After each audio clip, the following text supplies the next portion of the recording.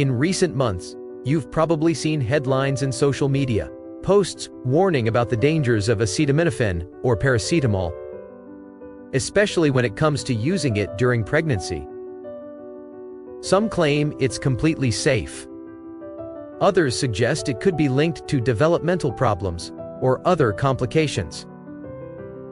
As often happens in medicine, the truth is more complex than what the news or social media make it sound.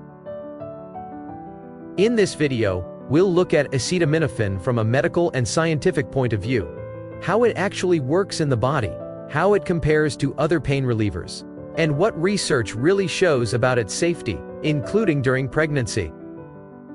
This is Truth in Science and Medicine. I'm Dr. Assad. Let's look at what the science truly says.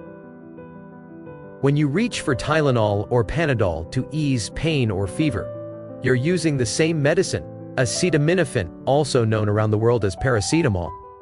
It's one of the most widely used pain relievers, gentle on the stomach, safe in pregnancy, and effective for headaches, muscle pain, and fever.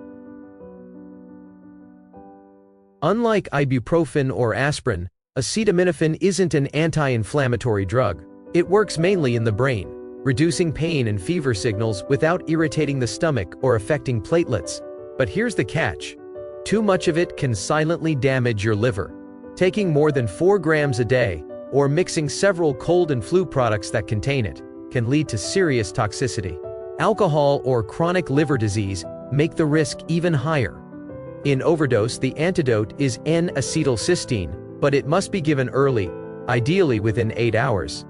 During pregnancy, acetaminophen is generally considered safe, but long-term or excessive use should still be avoided.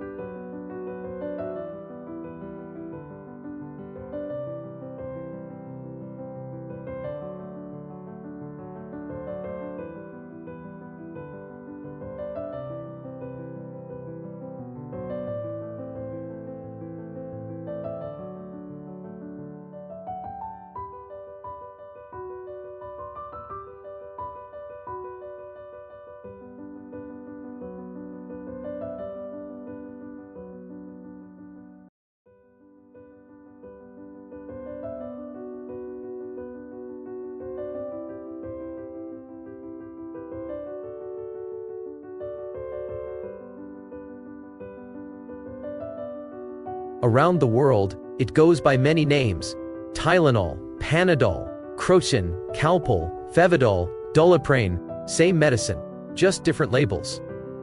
Thank you for watching. Feel free to follow my channel by clicking the subscribe button.